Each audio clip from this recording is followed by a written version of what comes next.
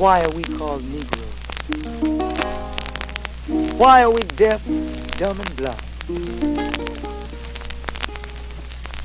Why is everybody making progress, yet we seem to be lagging so far behind? Why are we mistreated? Why are we in this condition, stripped of our name, our language, our culture, our God, and our religion? Here in America, all of our religious training has been gotten by the preacher. He has told us of a heaven way up in the sky that we can't enjoy now, but rather after we die.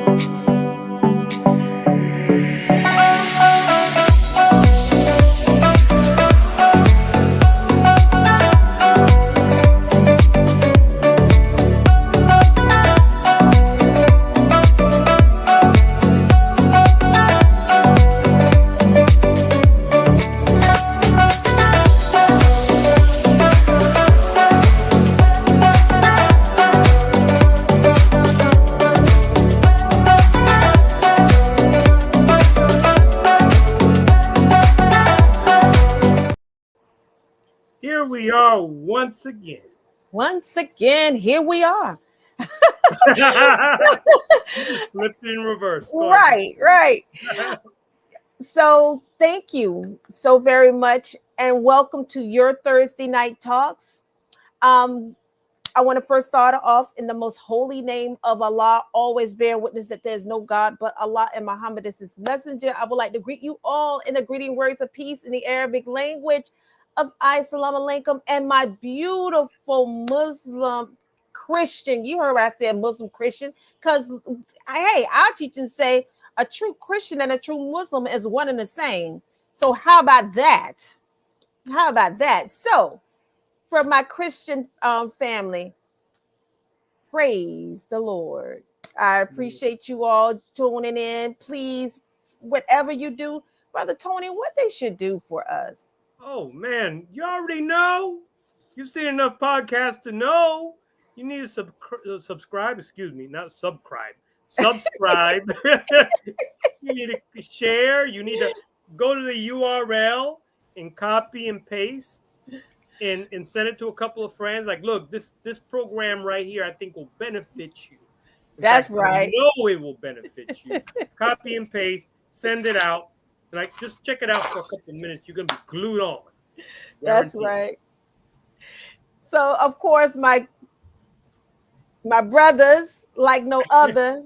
Brother Mark is now in the building. He's in the building. Play that piano for me, Brother Mark. Play that piano for me. Your house has all of a sudden gotten very big, Brother Mark.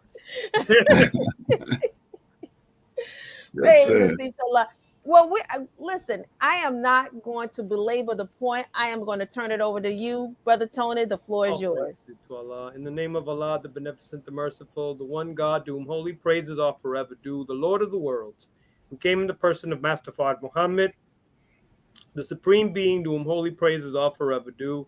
I am forever thankful to Almighty God Allah for the Most Honorable Elijah Muhammad, and I thank them both for the Honorable Minister Louis Farrakhan. Assalamu alaikum, peace be unto you, Abaragani, Hotep, Frida Land, Buenas noches, Sapase, greetings in all of the beautiful languages that our people speak, and all those beautiful expressions. Welcome to Thursday Night Talks, which is spearheaded by the 7th Region Coalition to help save lives. We are on a mission, and we have been on a mission since July 4th, 2020, soon after the Criterion message of the Honorable Minister Louis Farrakhan. Yes, sir, Brother Trevor. Hotep, Assalamu alaikum, Shalom, and all that good stuff. And so we were assembled together by our student regional minister, Student Minister Patrick Muhammad, to help save lives. We were warning our people about experimental inoculations soon after the Criterion message of the Honorable Minister Louis Farrakhan, and we're still guiding our people to safety through treacherous waters. That's why in every flyer you see a lighthouse. That's We're right. seeking to be a beacon of light, of guidance to our people today, spreading knowledge that is always geared towards the saving of lives. Brother Tony, can I do a playback real quick? Just that, you know, because when you said the Honorable Minister Louis Farrakhan and July the 5th, 2020. I just want to do a quick July 4th. July 4th. I'm talking July 20th. July 4th, 2020. But you don't know this virus. It's new, it's different. It mutates and goes in different directions with a different strain of itself. So whether I'm present or absent, the Executive Council of the Nation of Islam must call our scientists. Come and let's sit down. Our virologists, our epidemiologists, those of us who know the science. We cannot let them bring anything to us that we don't dissect. I just wanted to pause for the cause for that. We are still dissecting. We are still dissecting. Almost 5 years. Segue. Huh? A beautiful segue to our guest. Oh no, that is a beautiful segue. You came up with that, Mr. Khalil. I give the full credit to you. Yes, ma'am. We do. No, but we look forward to our conversation here tonight. Well, in all of our programs now, we're centered on the 9 ministries that were given to us by the Honorable Minister Louis Farrakhan back in 2005 in the midst of the Millions More movement. These are 9 ministries all geared towards finding our purpose in life. 9 ministries that are all geared towards saving lives. Yes, sir. So tonight's ministry, we're focusing on the Ministry of Health and Human Services. The Ministry of Health and Human Services provides for the physical, mental, and emotional well-being of the members of the society. The goal of the Ministry of Health is the fulfillment of the intention of the Creator for every human being to achieve his or her potential for both longevity and good health throughout life. Its efforts extend to the family and the community as well as the individual. And that's what we're going to be experiencing tonight with our special guest, whom Brother Mark will be introducing. Go ahead, Brother Mark. Yes, sir. Tonight's guest, oh my God, Sister Dr. Joy 2X, aka, is it the Kai or Chai? Kai. Kai. No, well, no, the Chi. You mean the Chi? Chi. The Chi mechanic, not Kai. There's no A there, Brother Mark. Chi. So, Chi. Sister Dr. Joy 2X, aka the Chi mechanic, has been studying and practicing traditional Chinese medicine, TCM, for over 13 years, receiving her master's and clinical doctorate studies from Taoist and traditionalist Chinese medical colleges on both the East and West Coast. Wow. In TCM, it is understood that the body innately knows and desires to heal itself. Mm. The medicine she offers in person is to assist you in that journey, like a mechanic for your vital energy. Over the past decade, she has been on a journey into the history and application of indigenous East Asian medicine, having had unique experiences as a patient, student, teacher, herbal pharmacist, and director of operations. While working with Chinese medicine, she has enjoyed connecting more indigenous roots, Honduras, to the classics of Chinese medicine and in her own healing journey. She has had the honor of working with hundreds of patients while an intern for 5 years, helping them with pain management, substance abuse, substance overuse, and mental health, fertility, neurological, and metaphysical diseases. Sister Dr. Joy enjoys the cooperative space made during treatments as we empower each other through organic medicine. When Sister Dr. Joy is not practicing medicine with her mini lightsabers, acupuncture needles, she loves collecting and listening to vinyl records, gardening, stone crystal medicine, and writing. It is her hope to help make this medicine accessible to everyone, especially in her hometown and surrounding areas, where she fundraised with her community for the first of its kind, a mobile acupuncture clinic. Her next goal is to make access to natural medical care possible by teaching more online and in-person courses. Sister Dr. Joy is also the point of contact for the Ministry of Health and Human Services at Muhammad Mosque number 92. Let's bring on to our program Sister Dr. Joy. She is. Wing salam. Thank you. Praise be to Allah. All praise is due to Allah. All praise is due to Allah. Well, go ahead, Sister. No, yes, ma'am. No, I just wanted to bring that segue because that was our foundation, right?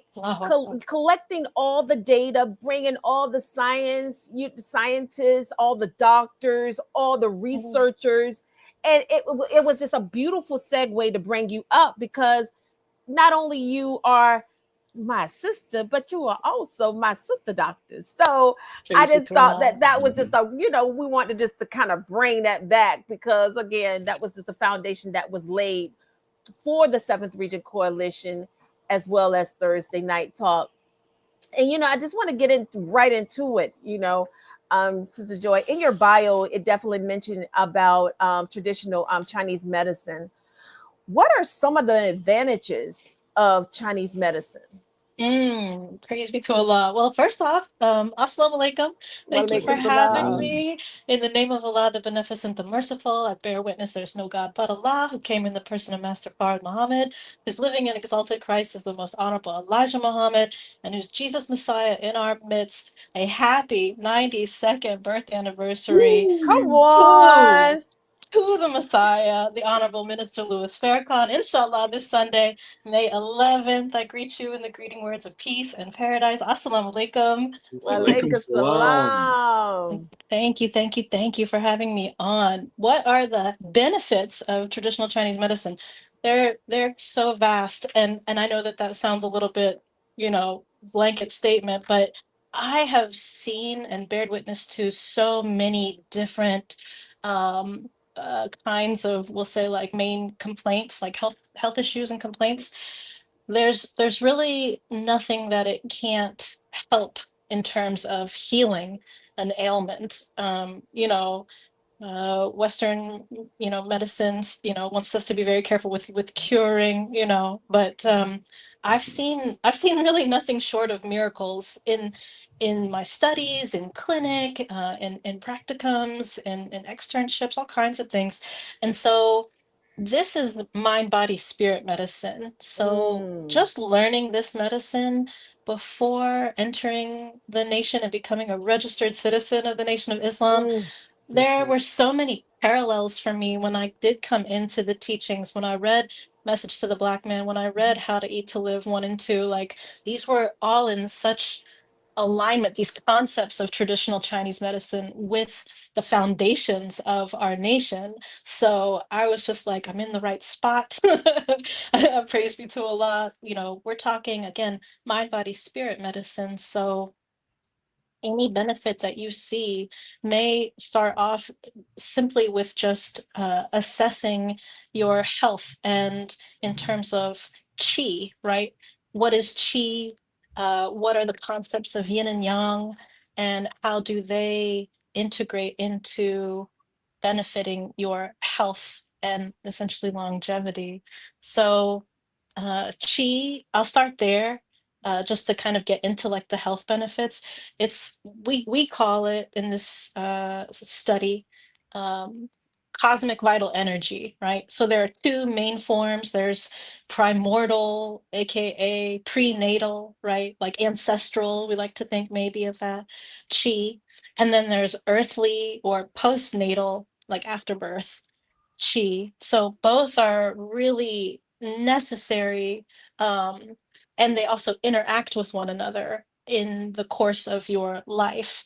And so one of the benefits to traditional Chinese medicine is, first and foremost for me, it's empowering the patient. It's giving you back your own medicine. You are the healer that you seek with Allah's help and permission, and especially with paired with the teachings, you really you cannot go wrong. I like to think of traditional Chinese medicine as one of the bridges to get you back to that natural state that the messenger wants us to be at, through being taught by Allah, God in person himself, Master Fard Muhammad.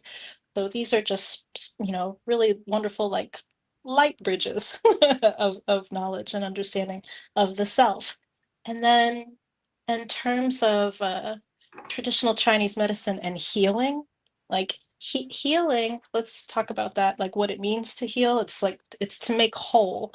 So we're also talking about transformation of humans from this concept that Western medicine brings us a lot of times, of separation from our environment, right?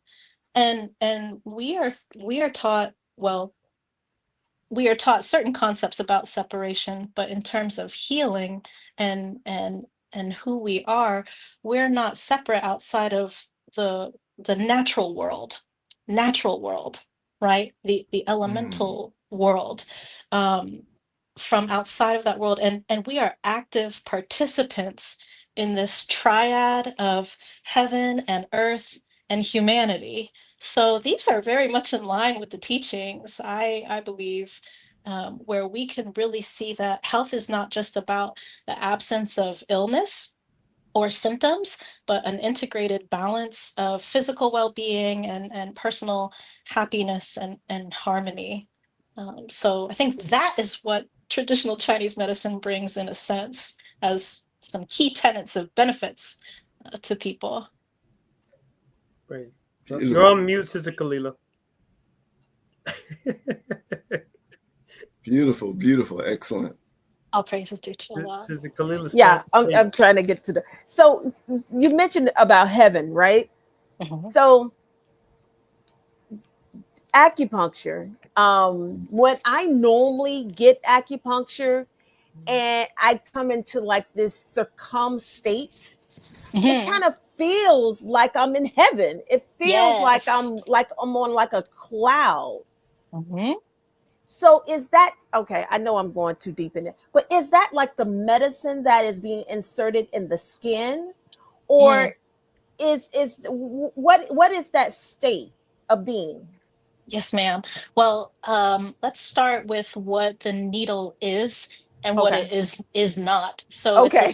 it's a stainless steel needle. There's nothing on the needle. So there's no medicine or anything on this needle. Wow. We are Amazing. working with your own vital energy, your own chi. There are over 12 different meridians or channels or pathways. They're all interchangeable words for this medicine. And there are over 365 acupuncture points on the body.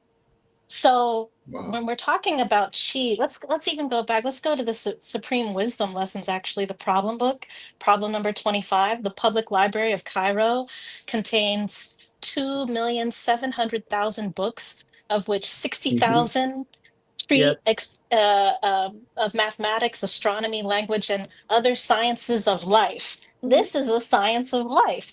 So, very rarely do we really get to understand or understand, and especially for my sister, a woman as a co-creator with God, there are so many potentials of energy, of chi.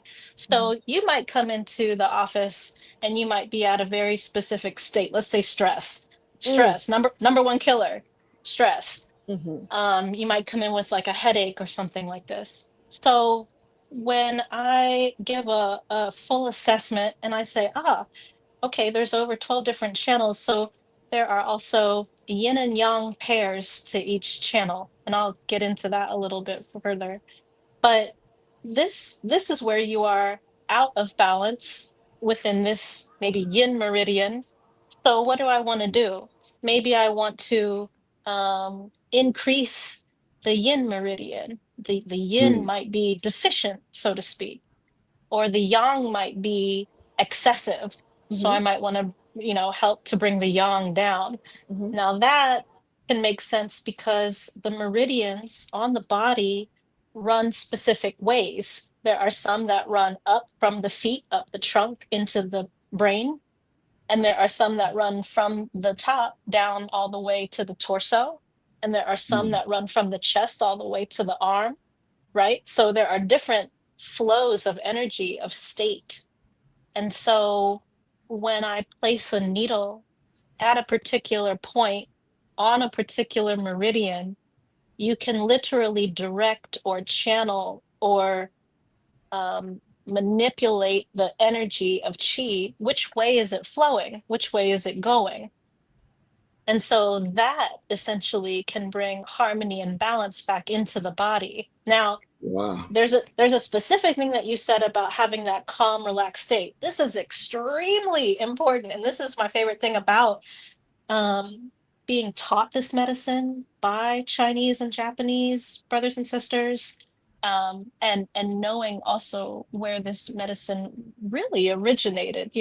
The texts go back about 4,000 years to this specific region, but we're Black Asiatic people. This is Black people Right. medicine. This is our medicine. And we are unaware largely about the potential that it has for our health and long life. So when you're in this calm and relaxed state, that's your sympathetic nervous system finally back at rest and digest. And that is so important to have in order for your body innately knows how to heal itself.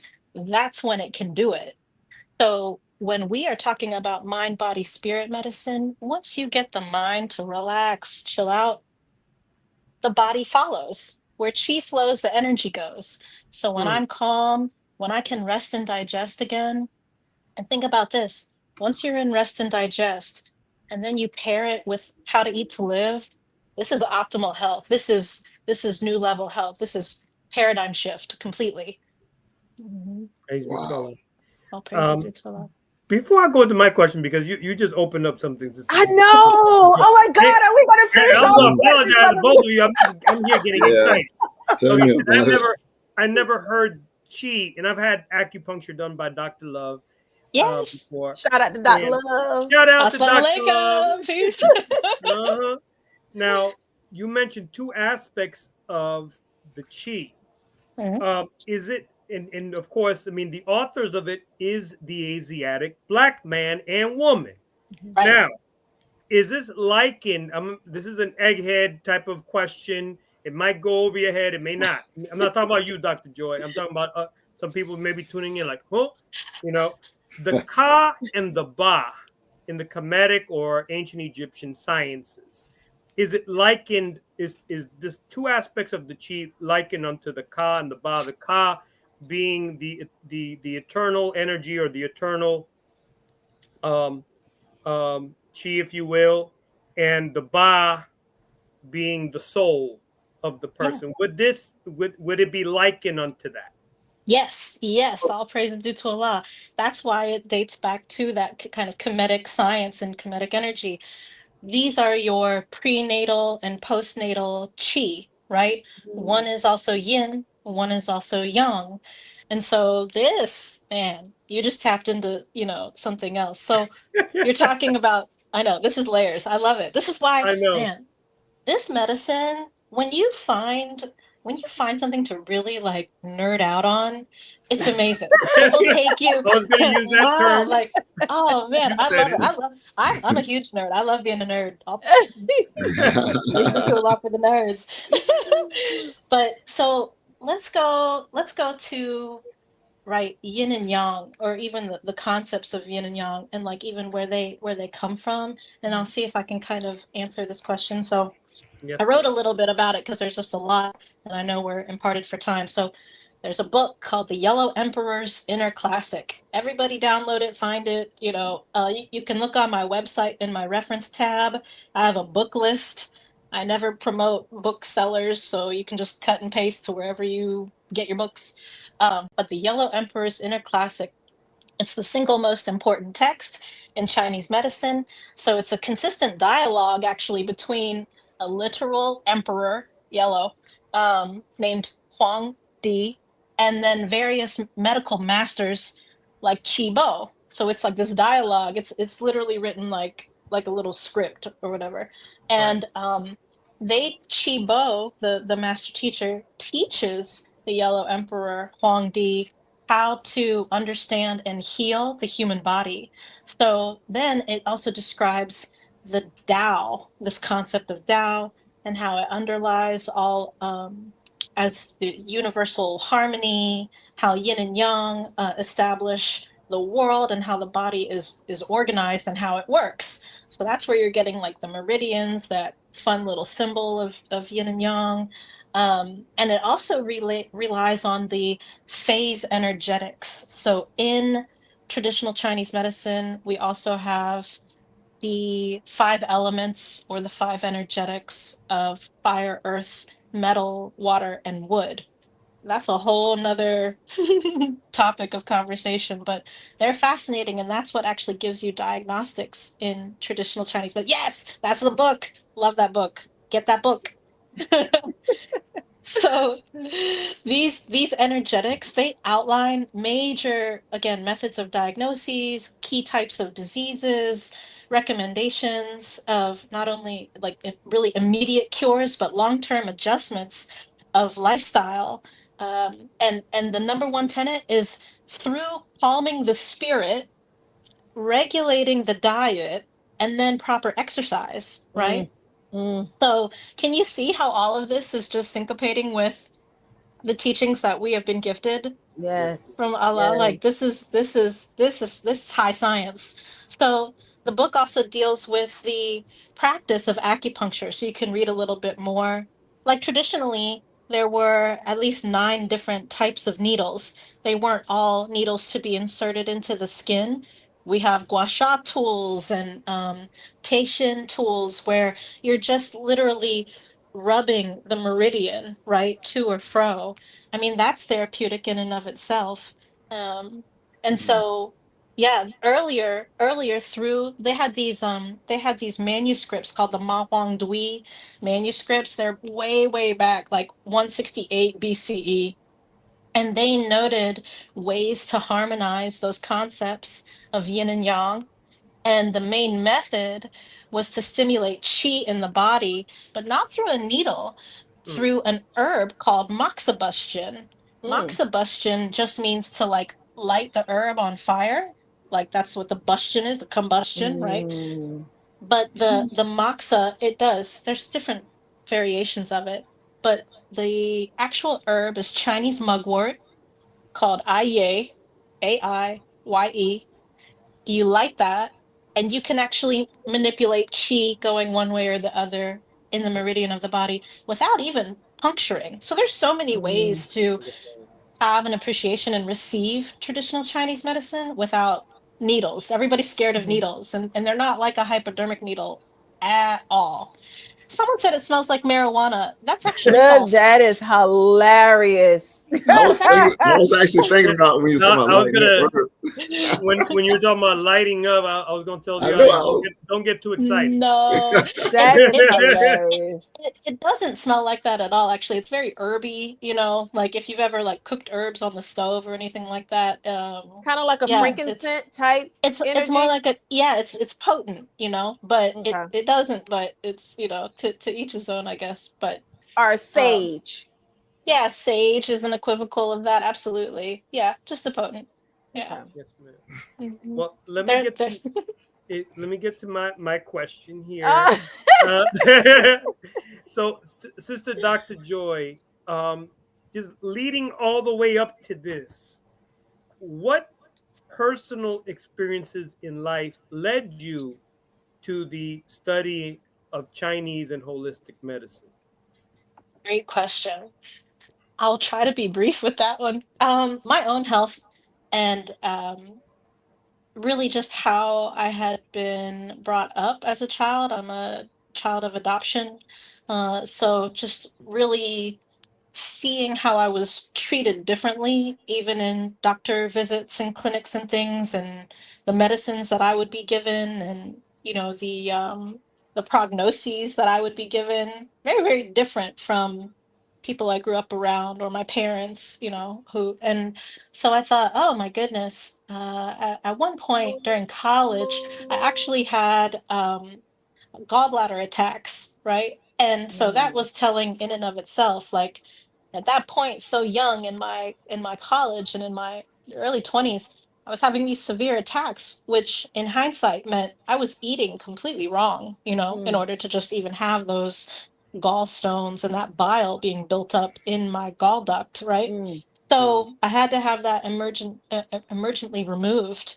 And I remember coming out of that surgery completely bruised, black and blue. Like it looked like I had had a C-section. So number one, that told me these people do not care right. about our Butchers. health. Butchers. Right. And then I remember going into a post-op consultation and I said, do I need to change my diet or anything? You know, I'm thinking just innately, by the grace of Allah, what do I need to do to help myself? Oh, you can go back to doing whatever. Like that is so not the answer Right. that Right. I was expecting. And so No. immediately, I mean, it was the gift of Allah. He put this medicine in my lap, literally. I had had a severe bicycling injury on top of the gallbladder removal, and so my health was just completely poor. And Allah works miracles through your friends, through each of us. And so there was a friend of mine who gifted me this. Have you ever been to an acupuncturist? No. You know, so found one who just happened to do like a pop-up clinic, put some needles in my ear and my neck. I could finally turn my neck after having a neck brace on for about 6 months, right? Hadn't happened before. And then also by the grace of Allah, like maybe 6 months later, I had another friend who was in a samba band that I was in, Brother Tony. He, or she let me know that there was an herbal pharmacist position at an acupuncture clinic. Would I like the job? And when I went to fill out the application, they picked up the phone and they were like, is this Joy? I said, yes. And they're like, oh, you have the job. They knew me. And they're like, oh, you have the job. So I studied in there for about 3 years. And this was the pinnacle, though. I'm in the clinic one day, and there's a beautiful Black couple that walks into the office, which we rarely received. I mean, no one really knew about acupuncture in general. Very few Black and brown people were coming into this clinic because of who was running the clinic. And, you know, it was always nice to see family come in the door. But this family in particular had an ailment. He had a late stage Parkinson's and was hunching and slurred, and his wife had brought him in, and she let us know, like, hey, this is our last resort. You know, we're insurance ran out, doctors done, we're at our kind of wits end. Do you think that this would be of benefit? So I put them with an acupuncturist who had worked with post-stroke patients with great success, like elderly had strokes and we're mobile, and I said, I think you should go with her. 2 hours later, this gentleman literally walks out of the room like Lazarus from the dead, upright, fully, walking, talking. His wife is crying in the corner, and I'm crying, and I'm just looking, and the acupuncturist is like, it's like she knew. And I said, what did you do? Oh, I just opened up the dude channel and hit some gallbladder points and da da da. 6 weeks later, he was driving he and his wife home from the clinic. Hand to God. Wow. So after that, I Amazing. said, I don't care how much. I kind of regret saying that now, but like, I don't care, where. I have to, if she can do it, because we know who she is. If she can do Right. it, this is innate. This is somehow, I got to figure out, I got to peel back layers. I can do it. I can totally do this. I can do this. And she was like an art major or something. No pre-med. I didn't have pre-med either. So I was like, okay, I think I can do this. So that's how I came into this field of study. Wow. Praise be to Allah. All praise is Wow. due to Allah. Self-healing. Yeah. By Allah's hands. I mean, really, like I would be absolutely remiss if I felt so self-important that I was, it's self-healing. It's literally Allah's guiding light Come on. working through the meridians, working through my hands, tapping Working through the into, people. working through you the encounter. people.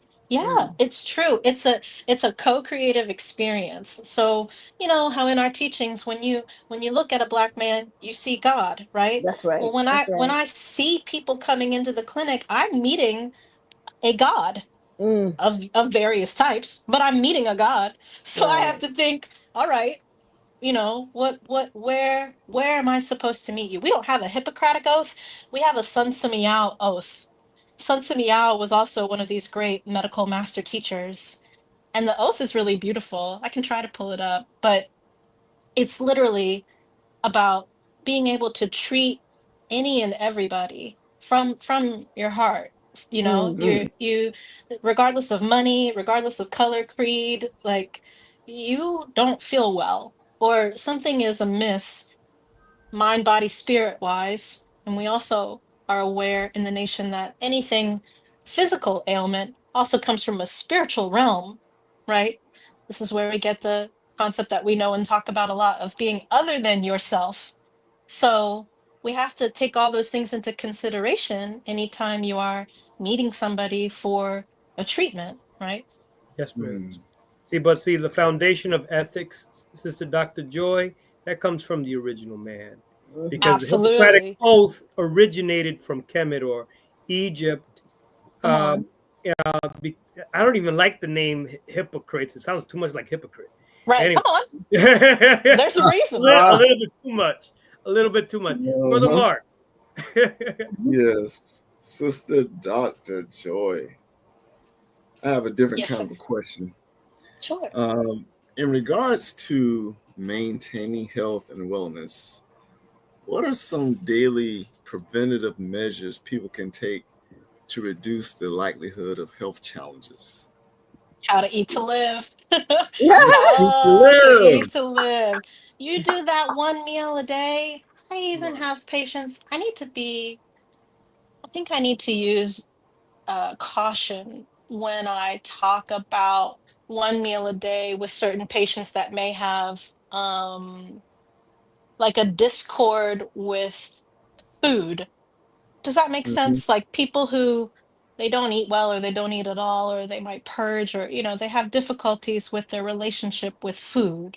Mhm. And then I still even have been able to tap into bringing the concept of one meal a day, but make that meal count, make it nutritious. There are That's certain important. things that you can and cannot eat just as a natural human being, as a mammal. And the God gave us those instructions: what to eat, when to eat, how to eat, what to cook, what to steam, what to stay away from. So that first and foremost has been no raw salads, right? Yeah, exactly. That's been kind of a challenge here in the South. I got a lot of raw, vegan, raw, salad Mm-hmm. eaters, raw smoothieites. But in a sense, it will wreck your stomach.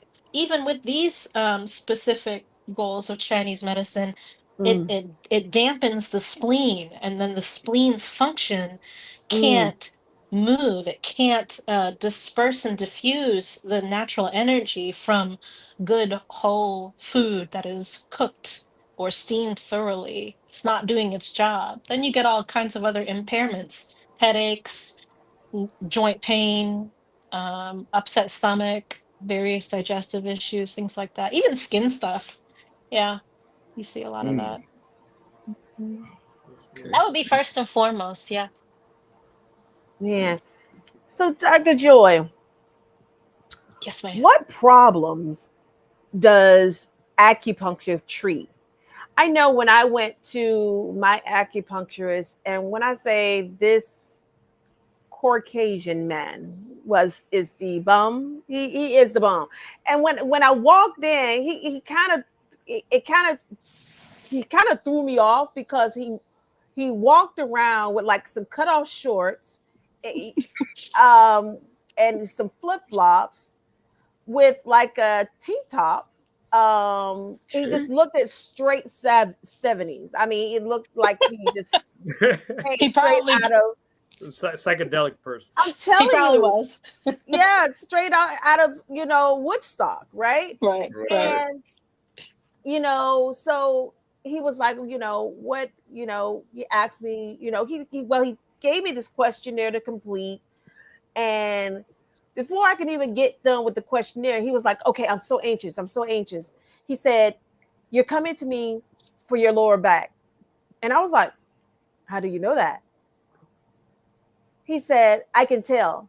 He said, and so he started touching certain parts of my back, Mm-hmm. but he didn't touch it. At first, he didn't touch my back. He ended up touching like something in my hand Mm-hmm. Mm-hmm. that Mm-hmm. that triggered something in my bite, in my Mm-hmm. lower back. And I was like, oh, wait, okay, Yeah. all Mm-hmm. right.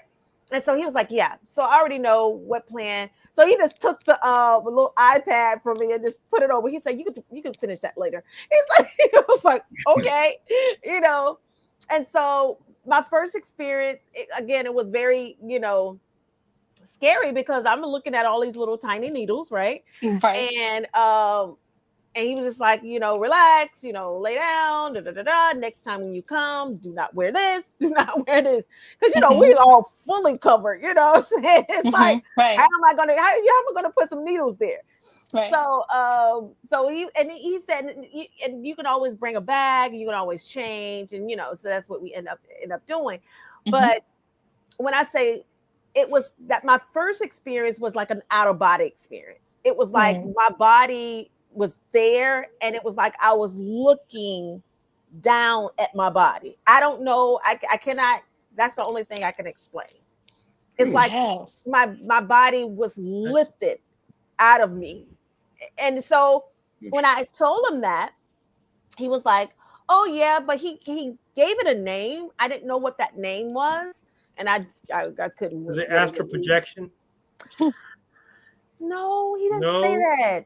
What? It was no, but it was No. something that was But weird. But it was like I've had similar experiences, by the way, Sister Chloe. right. But this was definitely with the acupuncture. So I was like, okay. So he was like, so he said that this is a very wonderful experience. That means that because a lot of this acupuncture, if your mind is not like you going back to the mind. Mm-hmm. If your mind is not really focused and not ready or preparing yourself to heal the body, Mm-hmm. it just kind of remind me of that movie Kill Bill, how she Yeah. healed herself, because she was broken down in all kind of pieces, and she was telling her toe to move, and then Oh she was yeah. telling Wiggle her, your big toe. Wiggle your right, big toe. exactly. It was like one of those experiences. So when he was like, yeah, you have to come back, 3 times. I was like, I can't come back 3 times. But he was so amazed when I told him my experience, because he was like, I don't get a lot of customers that experience that. So you are a very special, customer that, And so when I get left, of course, he was like, I was like, how much is it? It never said on a website how much I should pay. He said, just give me anything.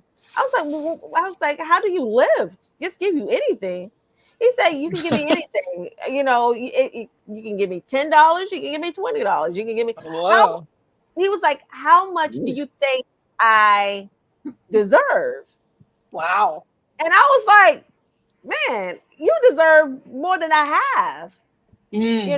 So of course I gave him, a nice offer, but it was just one of those things that, our people have been so bamboozled in this modern day Western medicine that just the fact of needles, they have been ostracized as something so harmful, right? Yeah. Oh yeah. To where, Black people don't even go to the doctor. Oh, the first thing they think about is needles, right? Right. So just again, bringing my point back to my question, what problems does acupuncture treat? Acupuncture, great question. And experience. I have some things that I have questions on too. But Right. acupuncture is used to treat just a variety of different health and emotional issues, from chronic to acute issues.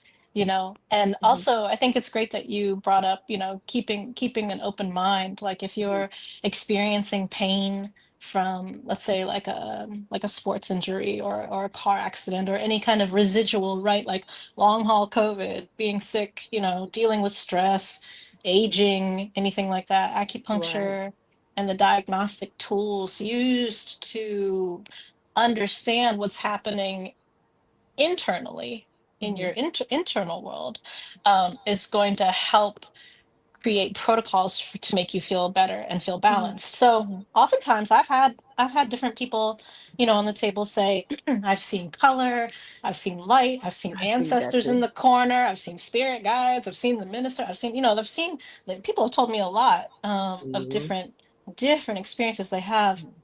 What I can say to that is, again, I believe that when the mind is at complete rest, which we rarely, especially as Black people, original people, get to have, that is a gift first and foremost. So when your body is actually doing that, I believe that it naturally taps into that higher elevated place of consciousness that Mm. you rarely get to go, because there's so much in the way, right? There's so much Mhm. garbage in the way.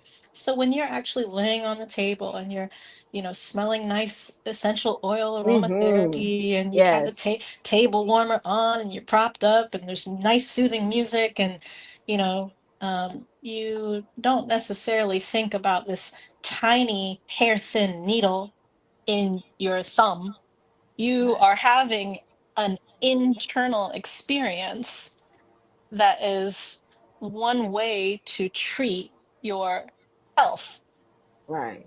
from the body. So there's a long list of what acupuncture can treat, from allergies to dermatology, digestive health, mental emotional health, women's health, neurological conditions, oncology. I had an amazing, wasn't my personal experience, but I had a professor who had stage 4 colon cancer, Mm. completely healed, completely, Mm. Wow. completely. Wow. hmm Awesome. that Wow. was incredible. All Wow, praise due to Allah. Yeah. that Uh, is mhm. Man.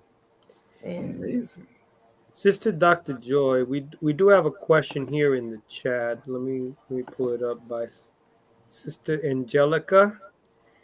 And of course, Absolutely. our sister has her own podcast, Healing Mhm. with Sister Angelica. Says Yes. here, why is it so important that those that, and then there's like a cutoff, those that You you assist? assist, okay, there we go. Those that you assist know that they have their own ability to heal thyself. Wonderful question. All praise due to Allah. Thank you, Sister Angelica. She had me on her podcast like a month ago or 2 ago. Okay. But yes, praise be to Allah. So that's an excellent question. It's so important to empower each other along this walk home to Allah, right? Like that is something you when we talk about public health or community health, right? Well, we didn't all get sick necessarily individually. This was a collective thing, right? This was a collective phenomenon that happened. And so it is really important to be able to empower each other and walk with each other towards these different stages of healing, and we are on all different stages, and that's not a superiority complex or anything like that. But let's say if you got in a God forbid, if you got in a car accident, there are stages of healing to that, right? There are stages of healing from the flu. And I was just talking to a believer right before I got on here.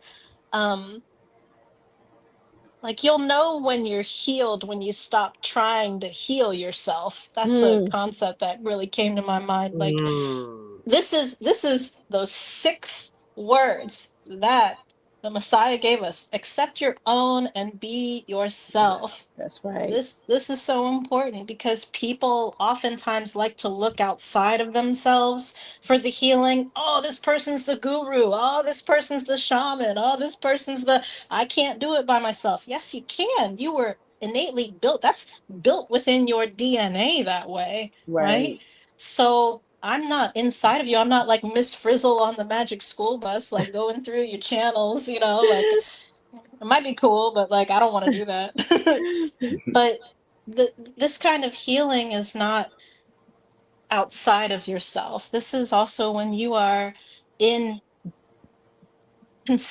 constant communion with Allah, the creator of you. He told you to recognize be and it is. So with this paradigm shift also of medicine, right? The most honorable Elijah Muhammad said we wouldn't have doctors, we'd have healers, right? And so part of this is to understand, understand, overstand, be and it is. Say that you're healed. Affirm yourself. Be yourself.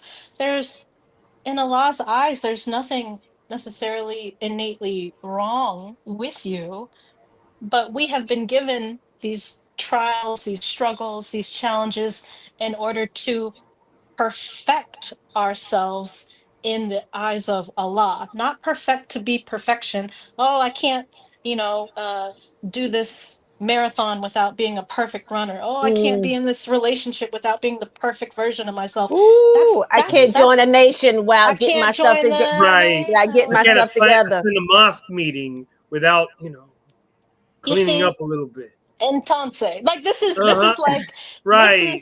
This is excuses, but it's okay. Like we also have to understand, like I make excuses, right? Of things when I can't do things. We all do, right? But Allah already understands and has made me perfect already. Now it's just my job to kind of clear those things out of the way. So that's why it's really important to really bring home to people, to patients, to your brother, to your sister, to any believer, to lost found especially. Listen, God's got you and you've got this the rest of the way. That's right. Faith without work is dead. So when you come in, don't let go of the small fish. If you the big fish that fished them in, don't let them go. Good God, don't let them go. Like encourage them. Even if you catch them with a drink in their hand or a cigarette, like, man, you were there yesterday. Stop it. Like you have to be encouraging. You have to want to we're taught to be Christ-like, right? We're supposed to essentially, inshallah, see each other, help to spread knowledge, wisdom, and understanding with each other, speak Islam all the time. Sister Dr. Ava, may Allah be pleased with her, used to talk about that a lot, we should be speaking Islam all the time, That's because right. Islam means peace when you're in full submission to Allah. So there's no better way to feel peace, ease of mind. Your body will follow when we are really involved with our own health and way of living. Yes, ma'am. Awesome. Well, my next question is, can you share some success stories in your practice of Chinese medicine? Some of your biggest success stories. Praise be to Allah. Yes. Well, my biggest success story was actually my nephew. I call him my nephew, even though I don't have blood relatives here in the United States. My sister, who I call my sister, she was also adopted. So this was her first pregnancy, and she doesn't mind me talking about him because he was a big success. In 2019, she had her first pregnancy, a Western medical diagnosis of polyhydroamnios and hydrops fetalis in the beginning of her third trimester. What does that mean? It means that she looked like the Willy Wonka blueberry girl. Like her belly was blue and black. Like, I thought that the child wasn't going to make it. I Wow. walk in, I get a phone call from her, fresh out of master's program, fresh out, both of us, because she's an acupuncturist as well. And you know, she calls and I said, "What's the prognosis?" And literally the prognosis for the child was 5 to 15% chance of living after premature birth, if he could make it to premature birth. So there was a lot of edema, a lot of swelling and everything. Polyhydroamnios was her own body swelling, in short. Hydrops fetalis was him in utero swelling. All of his skin, even the around his organs, even in his organs, were full of fluid, including amniotic fluid. So he was basically like swimming and floating inside of her, who was puffed up with edema. And throughout this whole thing, I had to write my clinical case study on this for my master's and my doctorate because it was such a huge success. All praises due to Allah, only Allah, because I'd never seen or heard anything like this. I'm doing all kinds of research, as is she. Literally nothing in Western medicine tapped into anything like this other than, I'll give you an example. There's an idiopathic non-immune or an idiopathic immune. Try to be concise with that. You know how there's some cancers that are very easily treatable but rare, and some that are not so easily treatable but very common? Yes, It's ma'am. similar. It's a similar idea for this. So he had non-immune hydrops fetalis, which means nobody knows where it came from. There's no genetic markers for it. So he had a very rare, and as I did the research, less than 1% of the world's population, 8 billion people on the planet, and less than 1% ever experiences this, and they usually die. I'm sitting there looking at my sister like, what do you want to do? Now, she's an amazing, original woman. Let me tell you why. She had been doing such amazing chi cultivation and practice. She was doing Tai Chi every day. Very, very strong woman. I said, "What do you want to do?" She said, I want to go for it. I want to try, because the only thing that they're doing in this hospital is giving me fluids and checking my vitals because they don't know what to do. So I said, "What do you want to do?" So she wanted to go along with acupuncture and herbs. I made her sea moss smoothies. I, administered with the help of another practitioner acupuncture. We kind of switched, days back and forth. My nephew is now in perfect health and condition and just celebrated his 5-year birth anniversary in December. And Allahu Akbar, and they just visited me for Ramadan this past year. Love him to life. He is so amazing. He just started martial arts training this past spring, so I cannot wait to see what Allah does with his life. He's here for a reason. Praise be to Allah. All praise be Praise to be Allah. to Allah. Excellent. Well, Yes. here I come again with a different kind of a question. Dr. Joy, as you may well know, there are a lot of people that are currently taking prescription drugs. Mhm. And that's just a fact that a lot of people on prescription drugs. My question is this: is there a safe way to transition from taking prescription drugs to getting natural treatments? And if so, what is it? Great question. Well, I believe brother student minister Ishmael also tapped into this 2 or 3 weekends ago. It was one of the life after death, I think, the Mhm, first mhm. one. Yes, ma'am. Where he was saying, don't throw your medicine cabinet away when Right. and he's not a physician, but I agree with him because he Right. Okay. learned we all learned from the master physician. Don't do that. Right. Don't do that. There are, I like to think of myself as a bridge with this Mm, medicine to mhm. coming back into health and long life. So there are some that you might be what we call like a polypharm, where it's just like 15 different medications and you can't get off of any of them because now your vital organs are really going to struggle if Dependent on wipe. them. Yeah, you're dependent Right. on them, unfortunately. Mm. I'm not saying that there's no hope. There are treatments for like the side effects of those Right. medications, right? That would be more like a palliative care kind of consideration.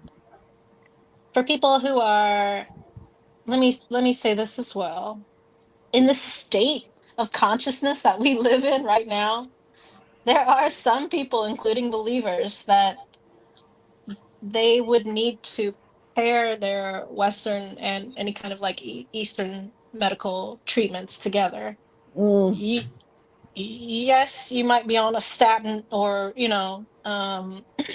any kind of like medication, but you can still practice how to eat to live mhm. and see Yes. results and see your medicine maybe working more efficiently. And then maybe talking to your primary care physician and seeing if you could reduce the intake amount of that medication. Those are positive steps forward. So I don't want people to feel like, oh, the heck with this. I just got to get off all of this. That's a great goal. But there are also steps and a bridge to walk over in order to achieve that harmony and balance again. So we have to be careful with ourselves. Allah wants us to be careful with ourselves. We're precious to Him. That's right. Excellent. Excellent. Thank you. Brother Tony, you want to go into the questions in the chat? Absolutely, Sister Kalila. I'm gonna be your husband posted a question, Brother Sean, who is one of our biggest fans. Of Praise be course, to very Allah. naturally, Sister Kalila. But Brother Sean writes, I suffer from a disease called polymyositis.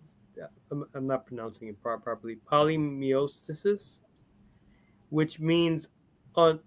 Polymyositis. Thank you. Which means unknown inflammation. It attacks the muscles and makes them fight against the body. Can acupuncture help with this? Mm-hmm. Well, praise be to Allah, assalamu alaikum, sir. When we talk about muscle inflammation in the body, yes, we don't have a concept of inflammation per se in Chinese medicine. Our diagnostics are different. So you can give me, a long Greek word of, the disease, but Chinese medicine doesn't necessarily require that. It is good to, have this broad scope of what does Western medicine say about this? What are the treatments and protocols that Western medicine uses? And where can Chinese medicine be either a full therapy or adjacent to, meaning helping with the side effects? In Chinese medicine, when you look at something like inflammation, and I use little air quotes because that might be something like heat in the body or the blood. That's how we would look at inflammation, right? And there's several different ways that heat can be caused in the body. So is there too much phlegm or dampness in the body that's backing you up like a clogged drain? Not in your colon, but even in your vessels. So I need to drain damp, eliminate phlegm, clear heat, cool blood. Those are principles of Chinese medicine that are very different from Western medicine. So we might take a look at that as what inflammation might mean and how it is presenting for you. So I might also take your pulses and look at your tongue for further clarity on diagnostics, like what am I seeing as a Chinese medical provider, and then go from there. Now, I think this is about your cell health.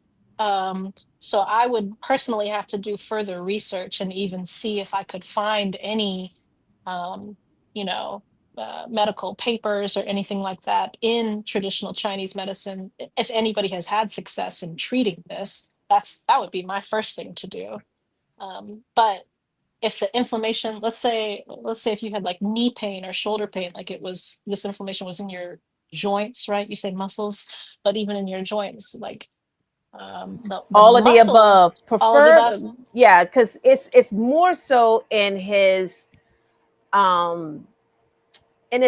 knees. His knees swell up very bad.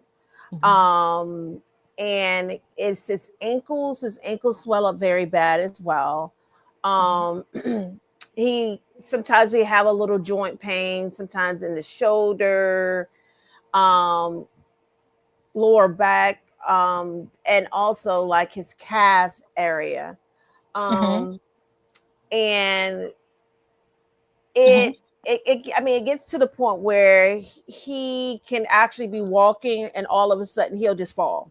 Yes, ma'am. Because his knees get so weak and so brittle that he can barely, kind of stand or sustain himself without falling. Right. Well, with in terms of like the 5-element theory and muscles, for instance, muscles are governed by the spleen, and so I would actually look first at diet, possible exercise if you could get any. If it hurts to walk, maybe get in the pool and wade in the water and move your lymph that way so that you can help to clear, and help to eliminate.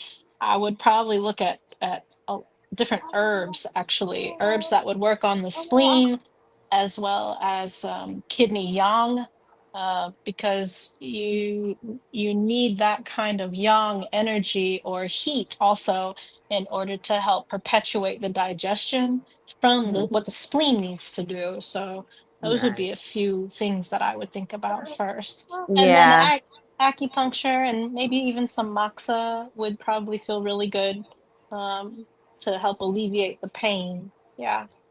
Okay, yeah, because he can barely lift 10 pounds.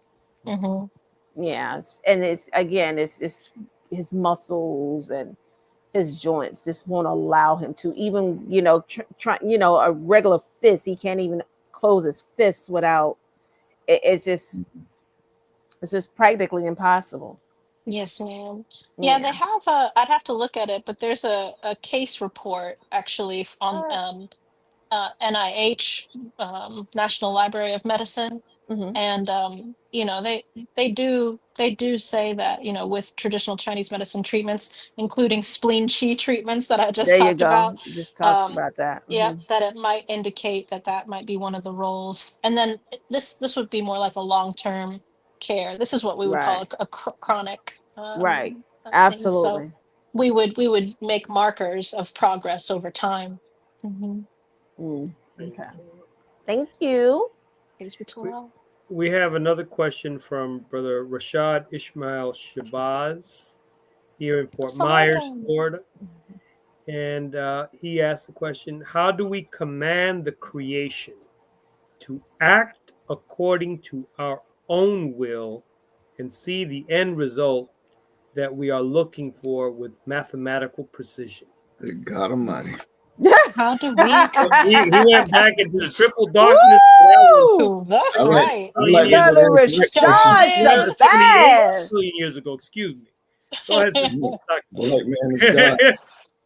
Well, according to our own will, to command it according to our own will, I would first say seek Allah. Allah grants what He will by active and passive permission. So, it's. I think there's a way that we could ask Allah to intervene, right, in our affair of commanding, or really asking from the God, the results that we're looking for. And He might not give you the results that you're looking for. He might give you the results that you need instead Right. of the results that you want.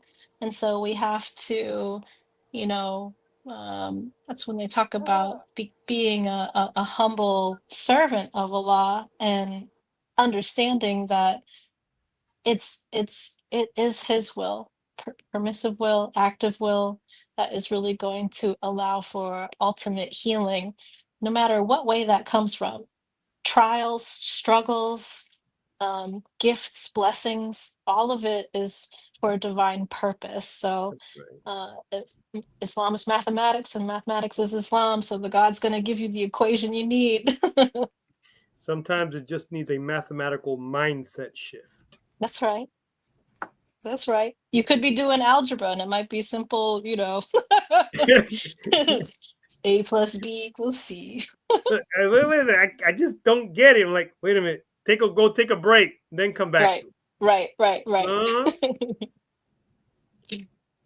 Sister Kalila? Oh, you're on mute, beloved. You're talking, but you're on mute. Everybody on mute. All right. There you go. Now we can hear you. Sister Dr. Joy, what do you enjoy the most about practicing and therapy, the therapies that you do? What do you enjoy the most? Praise be to Allah. Teaching it, really. I mean, I love, letting people in, like opening the door to this world of traditional Chinese medicine and acupuncture and the herbs. Again, I'm a huge nerd, so talk nerdy to me. Like, I really, if you have questions, I'm so happy to answer them. I was a TA for, oh gosh, 5 or 6 years at the university that I studied at. So I got all kinds of questions. How does this work? Why is my answer wrong? What do you mean? And it was just like it made me a better teacher and practitioner by Allah's grace, in order to teach and let people know that this is within your sphere, within your realm of knowledge. There are no dumb questions, and you're not a dumb human. You can't be pitiful and powerful at the same time. You are a God. You are the original man, the maker, the owner, the cream of the planet Earth. So, understanding who we are, even on an energetic level, is also my joy in talking to people about, like, quantum physics. Sister Dr. Christina Parks and I've had good conversation with her, where we can kind of nerd out. Yes. Dr. I could just Iman, imagine that conversation. oh yeah. Dr. Iman Ali, like, she and I have had good conversation before. So yeah, just inviting people in to a more holistic understanding of themselves and their potentials. Yeah, that's my joy. So I have another question, Sister Dr. Joy. Yes, sir. Besides acupuncture, what other Chinese medical practices do you utilize to heal patients? And I should get back into this some more, but I used to be an avid qigong provider. I loved, all throughout school, they teach you either Qigong or Tai Chi, and you have options about which master teacher you want to follow and go through. So I got certified with a specific provider. Her name's Master Liu He of the Lingwei Taoist School International Healing. And she is located in Portland, but she's literally international. She goes to France, Britain, every place to teach Qigong. So she certified me in this practice called 1000 Hands Buddha Qigong. And I mean, it's beautiful. I used to do Qigong in the morning and at night, various forms. I also know some very skilled Taoist practitioners. One of my first teachers was an 88th generation Taoist priest. He doesn't use acupuncture needles anymore. He uses medical qigong. So it's a lot similar to Reiki. I also do Reiki. So, that's a Japanese technique. So we're kind of integrating them Right. both. Miss Angelica has someone on her podcast Mhm. today talking Yeah, about I Reiki. saw. I did. I saw Uh-huh. that. And it's very similar, but there I think is a differentiation, and there's more self-cultivation.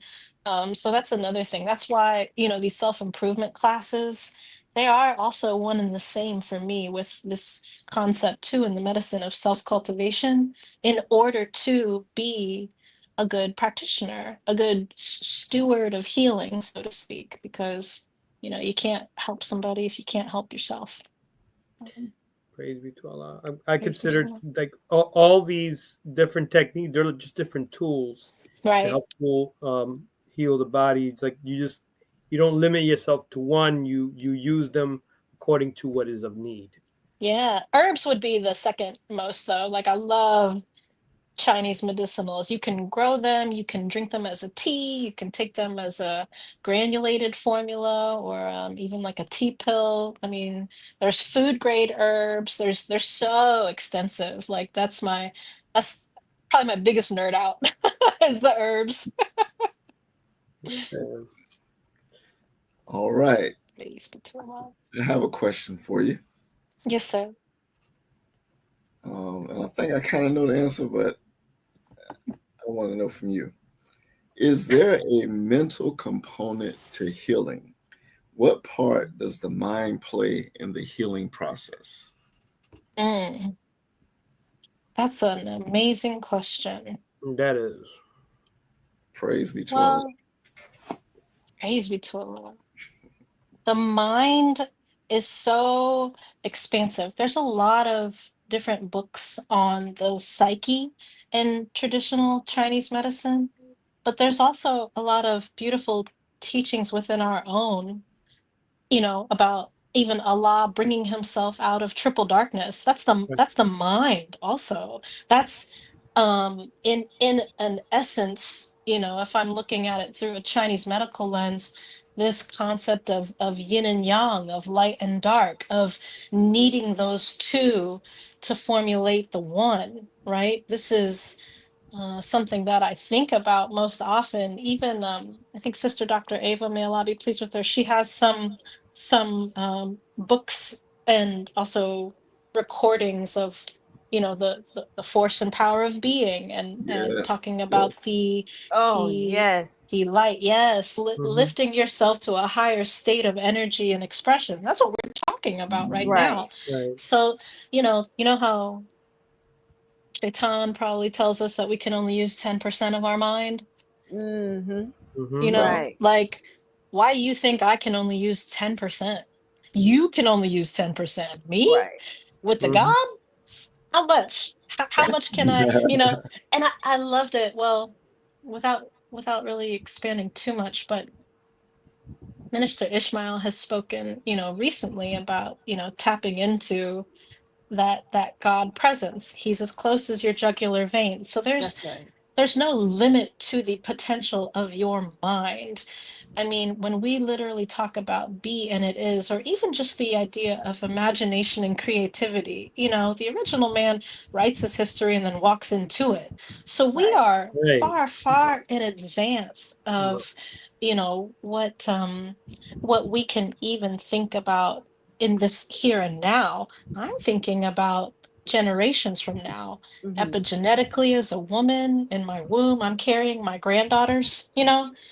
That's the mind. That's the second womb. Here's the first Right. one. Come This on, is what we're beloved. learning in our teaching. Right. That's This is right. this is what we're learning, and this goes back to how to give birth to a God. Will and new Yes. thought can reverse and process and rearrange the genetic structure. Man, this is some heavy science. Like, this was when we talk about the woman as the co-creator with Allah specifically.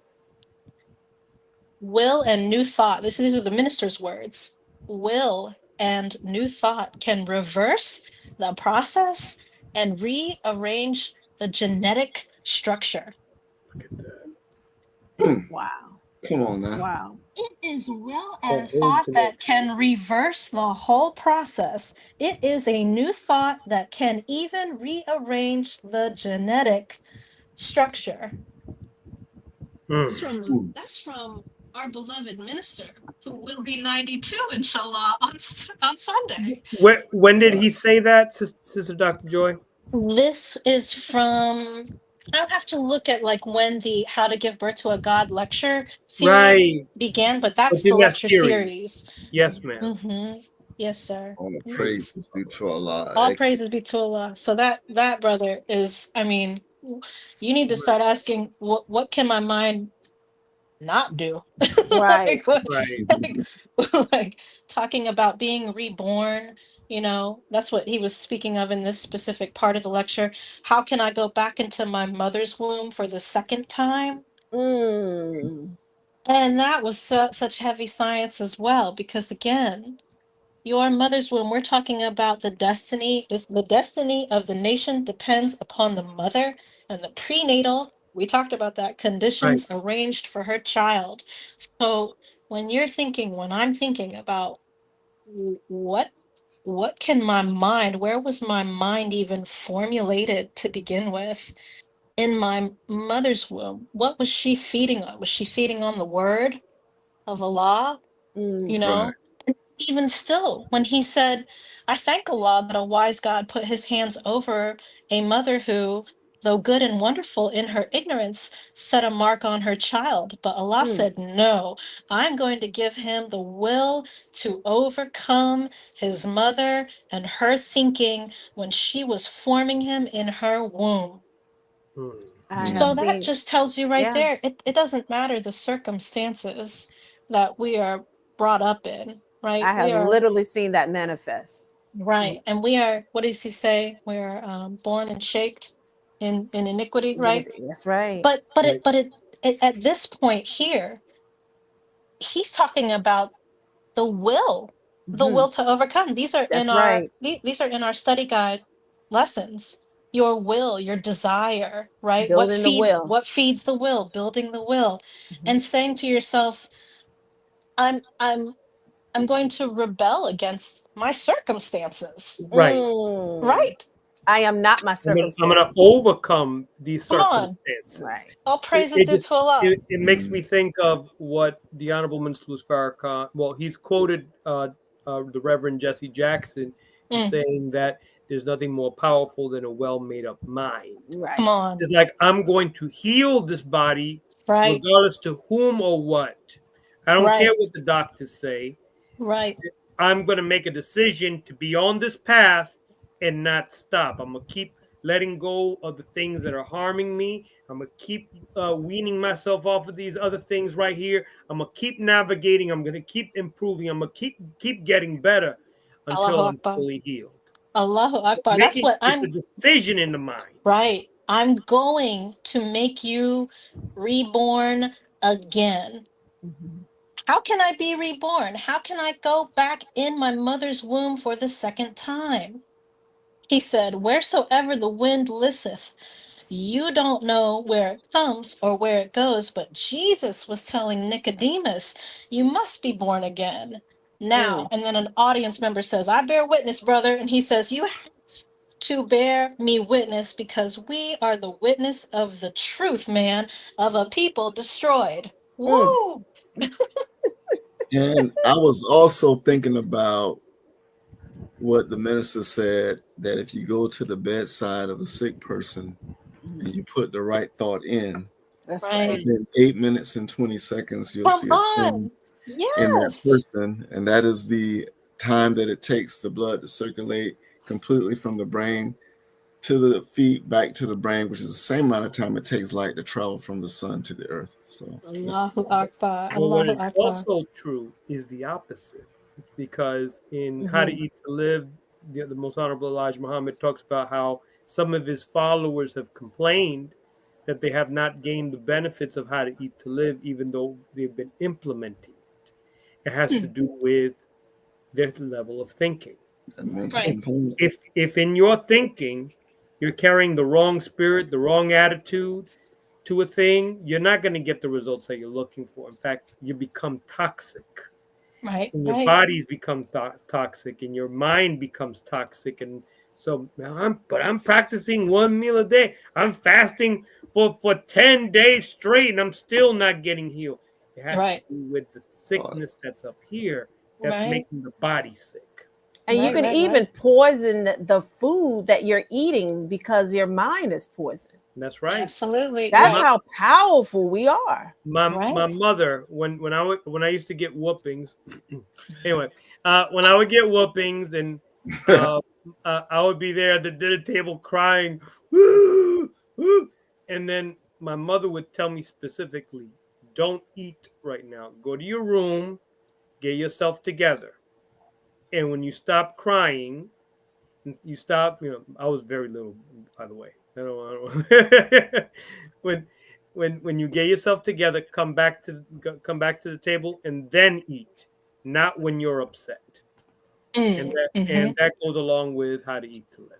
Absolutely. Absolutely. Yes, the minister and his words. Now that is the vital chi. That is the vital energy that we all, that's the medicine. Man, that's the medicine. He Praise he be really to did. Allah. All praises due to Allah. So the brain was created to think good thoughts. Alhamdulillah. Yes. Yeah. Yes. See, that's a whole paradigm shift. That's something that I learned in we could either learn Chinese medical massage or shiatsu massage. And then when you took advanced courses in shiatsu massage, we got into quantum shiatsu massage. And that was a paradigm shift just like this, how the Honorable Elijah Muhammad said that the brain is already programmed to think good thoughts. Right. So where are all these other things coming? Same thing, similar to quantum shiatsu. Your body is already a healed specimen. If you're at this level of thinking, I am healed. I am healed. So now everything else has to raise up, right, to this frequency of I am healed. Here's my energy. Here's the frequency that I am commanding. Whatever the brother that said, how can I command it? The frequency that you want and know that you already innately have is right there. It's here. But where are you energetically, and how far do you have to go to meet that? It's not a race. It's not unattainable, Right. right? But there's bridges and steps and things to do and things to unload and unpack to travel light. Right. One step And it's up. so funny because that's why the Honorable Minister Louis Farrakhan also indicated that we can't fathom the depths of Satan Right. because our minds are so Yeah. programmed to do right. We can't Right. even go that low and that deep, Right. and that's why we are, as the minister always call us, we are American made now. We're not even God made anymore. We are American made now. Woo. Because we're taking on the coloring Coloring, of the devil. Mm. So That's right. yeah, so we just have to be mindful of that. Sister Kalila, there is a related question here. Yes. So Brother Mark was his question was focused on this. This is why Brother Salim here said, "Beat me to the question." How do you know which method to use based on your psychological experiences? Great question. That is an awesome Method of Chinese medicine? Mm-hmm. Or Ooh. maybe he's talking about just in general. What tool in the toolbox do you use in order to just based on psychological experiences?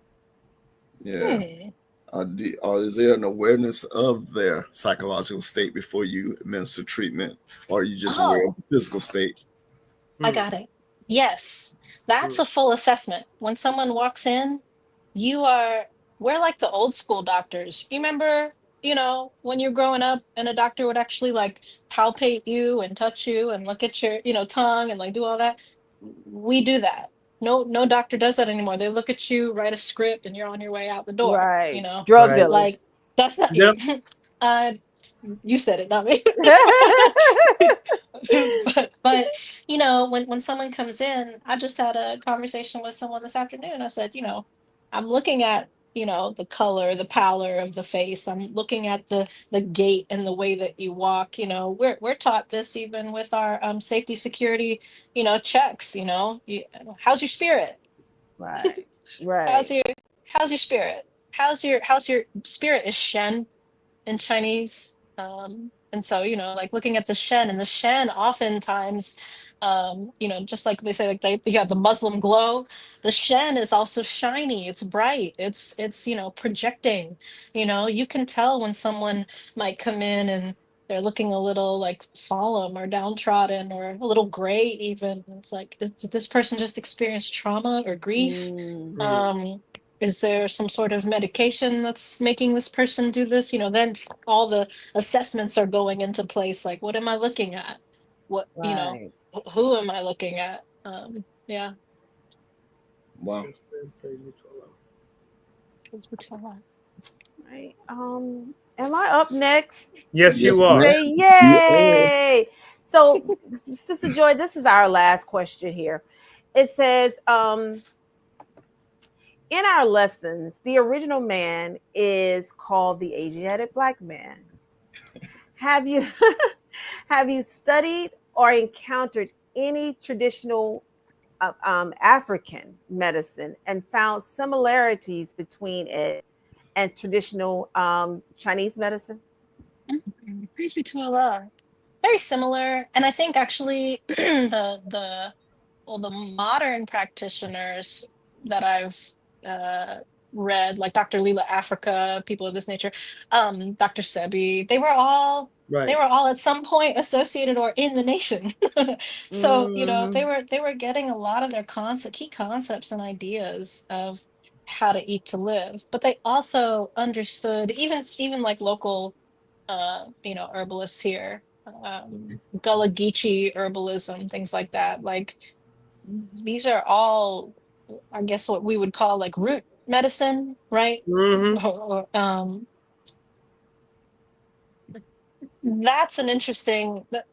That's like an interesting segue into each other's medicine, just because of the use of food as medicine, of understanding about the earth element and the nurturing that we get from Mother Earth. Right. There's also always this kind of drawing back to the yin element, the rise of the divine feminine, right? And really helping to achieve balance with her, through her, right? Even just what we just read, like speaking through the womb, re-entering and then re-emerging through the womb. But in terms of like comedic science and things like that, like there are parallels for sure, for sure. Who came first, we know, but it's all a regional thing as Right. well. So they Right. were all kind of like bouncing back and forth. Like chakra systems came later, much later, but they're still relevant. We don't use them necessarily in traditional Chinese medicine, but there's still a conceptual idea known for practitioners that use that. Yeah. Dr. Joy, if I may interject a little bit, see, the original man had been traveling the globe way before 1492. That's right. That's right. Absolutely. Ancient people from the continent that the enemy calls Africa today, we were traveling the earth thousands and thousands of years ago, and probably even before that. And Right. likewise with the ancient Chinese, I have a book called 1491, the year that the Chinese discovered America. Now, no, they were in an interaction with the indigenous people Right. for thousands of years too. Mhm. And so and that's a whole conversation in itself. Yes. Right. So, but we traveled the globe way before white people did, and Right. if there are a lot of commonality among us, we already know why. We were in Right. interaction with one another a lot longer than we could actually possibly fathom. Absolutely. Right. We inhabited those places on Earth, right? Like when you look at even concepts of the elements, right? You look at our uh original native brothers and sisters, and they have, four directions, four elements. Chinese medicine has five. They just, realize that there is one more pinnacle. So there's little variations all across original. That's why I say indigenous East Asian medicine, because that's what it is. It's original medicine to the planet, to that region specifically. But key concepts are found all throughout the original man. So maybe we should remix it and call it Asiatic medicine. Booty, booty. See, she do the too. Look, they always get on me when I say chicken, chicken, chicken. And then he was like, It's not chugga chugga chugga. see? It's, Okay. Here we anyway, go. Oh, he scratches. Okay. we have an interesting question here, if I may, Sister Kalila. With Yeah, only with your absolutely. Absolutely. Brother Salim again puts here, how do we know if the Chinese practitioner, I guess Chinese medicine practitioner, is legit? He sends us to his brother, sister for expensive herbs with a script. Google could only translate a few words, and it has nothing to do with my, Health. Oh, I guess, health. So then he said, how do how do we we know? know? You want to know, you definitely want to know by the schools that they've been to, been through, how long. There are different, let me say this, there are different schools, and the curriculum is changing over time. That is a whole nother conversation. I got blessed with the curriculum that I had. So for someone with like just their master's and then, credentials, that might take 3 years or 4 years. I think for me, a well-rounded practitioner also has that knowledge of herbs. Not every acupuncture school is going to have that curriculum for herbs as well, but a lot of people want to know that and hear that, because now you can really understand pharmacology as well. Like we were taught that in school, so you are more than welcome to ask your provider, what kind of school did you have? Look on their, CVs, if they have them, and dialogue with them and say, what are you looking for also as a patient, what would be good for you? I know I've ran across a couple of acupuncturists, and with acupuncturists, they're so joyful in their practice sometimes they just undercut themselves Yeah. because they just want to help, they just want to Right. Oh heal, man. they just want to see the end result of Yeah. it. And that, like I said, I have been going to acupuncture for a very long time, and it's really like the best medicine, hands down.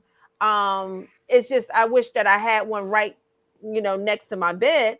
You know, but you can tell. I mean, and even with this sister here, she's like expense. A real acupuncturist, they're just really want the end results. They really want to see you heal. They really want to see the work that they did and put into and made manifest by what they have learned and they have practiced. Yeah. Yeah. Right. Yeah, I think results speak for themselves too. Mhm, Like I try to have patients write testimonials, also. Um, and yeah, just we were taught one of the main tenets is the heart of the practitioner. Like you were speaking about, that, a joyful spirit, why do you like doing this? Or are you Right. still in this Western medical thinking of like patient is just a number and whatever? Like, that's not how. I also do know that there are a lot of Caucasian acupuncturists who are still in this Western medical mindset, and they're charging crazy amounts. And Yeah. I'm like, how are y'all? Why? Like, for what? Right. Like, really, for what? I mean, like, for you, for what? Like this, I mean, there are some people that I just would never go to. Right. This is what I experienced with Dr. Love when I go to him. Oh, he's great. Yeah, yeah. Oh no, he starts walking around and goes, "So, what have you been doing to your body?" That's so He funny. starts That laughing. sounds just like him. Yeah, he starts telling me a story. He starts laughing. And, I was like, "Man, I'm here in pain, and you're here laughing." And he starts cracking up some more. So, no, I absolutely love my brother. Yes. And I want to publicly apologize to Sister Salima. I see Salim. I'm sorry, sis. Oh, Yeah, thank you. It's actually Sister Salima. So my Yes. apologies to you. I saw Salim. I thought the H was your last Right. name. Right. So please forgive me. So I want to make sure that was clear. So with that, Sister Kalila. Yes. So what we do at for the last segment of our show, we actually bring on the Knowledge Corner. And the Knowledge Corner is when you gain knowledge, you gain power. And if we're not on the rim of power at this moment based off of this show, something wrong. Something wrong. Something wrong. All right. So, with that being said, our Knowledge Corner presents the benefits of traditional Chinese medicine. And I'm going to turn it over to Brother Mark.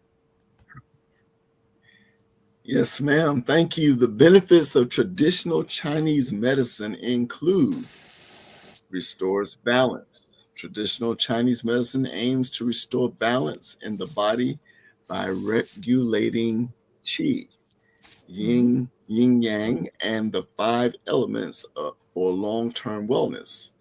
Also, natural healing. It offers natural healing methods that boost immunity, digestion, energy levels, and mental clarity while reducing stress and inflammation, Brother Sean. Also, pain and inflammation relief. Traditional Chinese medicine can help decrease pain and inflammation associated with various conditions. Mm-hmm. Hormonal balance. That's right. It has been used for centuries to improve hormonal balance and fertility and improve overall health. Traditional Chinese medicine practices can enhance sleep quality, strengthen immunity, and reduce the need for medications.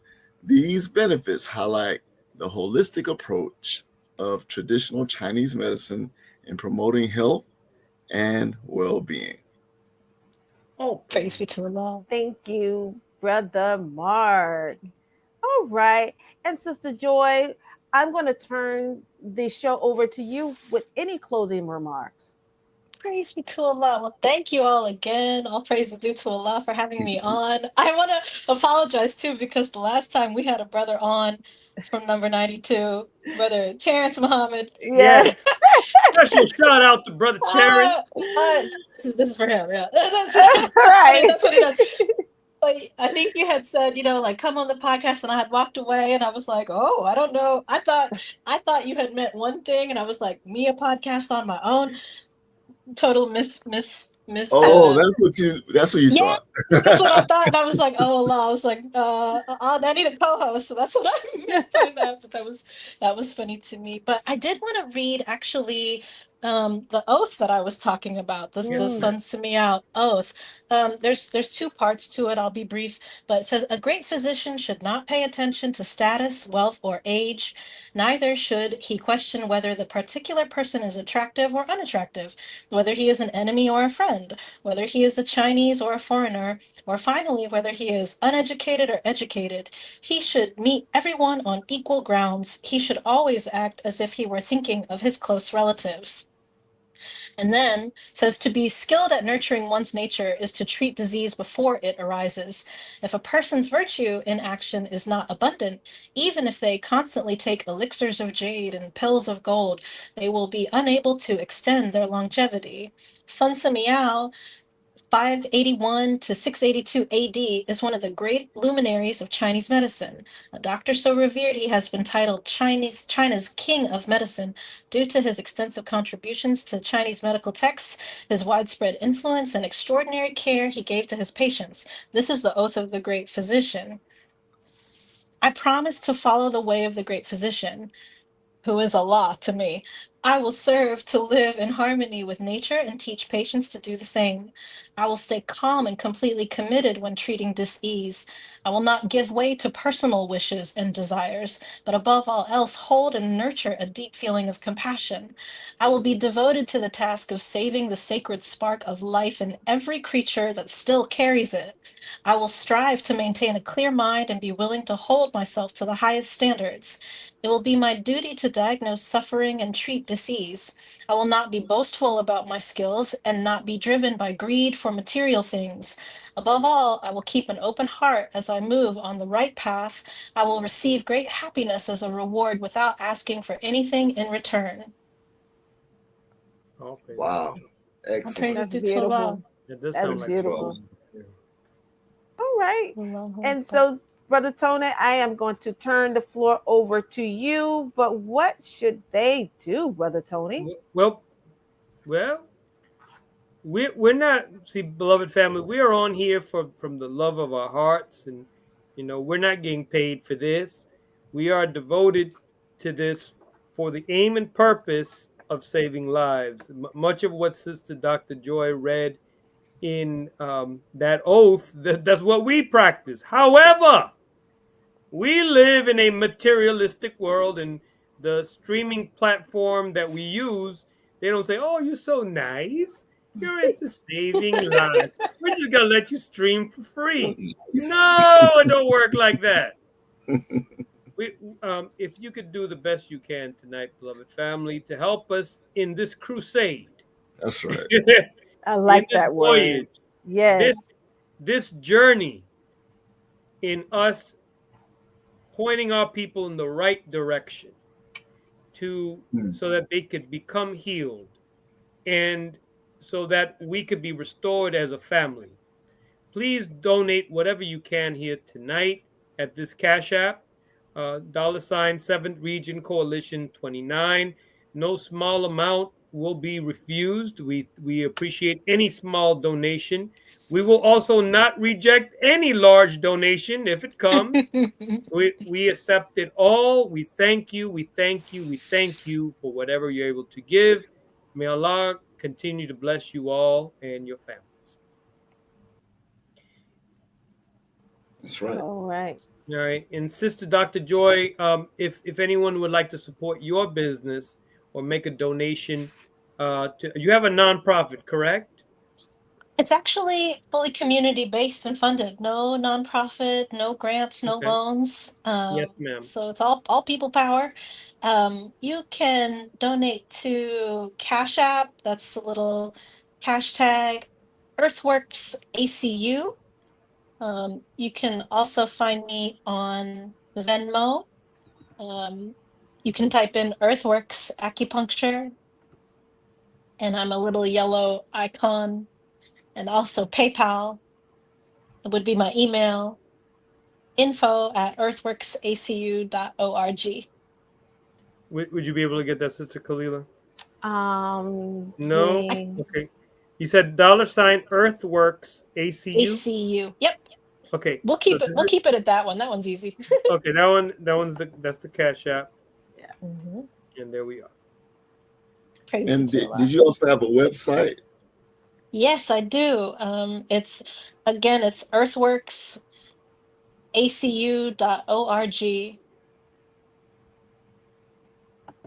Okay.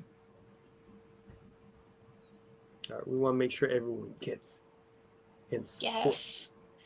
Praise be to Allah. Yes, look on my website, especially the resources tab. There's a lot of recommended reads. So if you're interested in traditional Chinese medicine, there's quite a few books on there and recent media. I have a YouTube channel that I haven't posted on in years, but there's still really Uh-oh. good. I know, but there's still really good information on there. I brought on some of my esteemed professors and colleagues to talk about the different systems in Chinese medicine. So yeah, there's a lot of good information on there. Awesome. Awesome. Yes. Yeah, the website is so beautiful. I mean, All It praises is. due to Allah. I'm looking at it now. Yeah. you got to take a look at this website. It's very There it beautiful, Oh, Allahu very Akbar. very educational, Man. very Yeah. informative. Uh-oh, there's my hair not covered. Don't show that. Don't show that. I gotta update those pictures, inshallah. But that's a nice little carousel of what can be treated or what I have personally seen, and then yeah, just I try to make it informative. And my YouTube channel, I call it edutainment, so it's educational and entertaining. Awesome. Oh, Awesome. cupping too. Yeah. Yeah. Oh yeah, everybody loves that. Yeah. All right. Yeah, I've done Well, you have saw, heard, and we have saved lives. So, with that being said, I am going to turn it over to you, Brother Tony. all praise due to Allah. Beloved family, tune in next week at 7:30 p.m. as we're going to do it again. We're going to have another exciting guest. I was going to say host, but no, we're hosting. Another exciting guest to be on. And stay tuned. Stay tuned to what that program will be. May Allah, God, continue to bless you all and your families. And in the famous words of Brother Lau, we're not a clique, we're not a crew, we're not a gang, we're none of that. We are the 7th Region Coalition to help save lives. Tune in next week, dear family. Assalamu alaikum.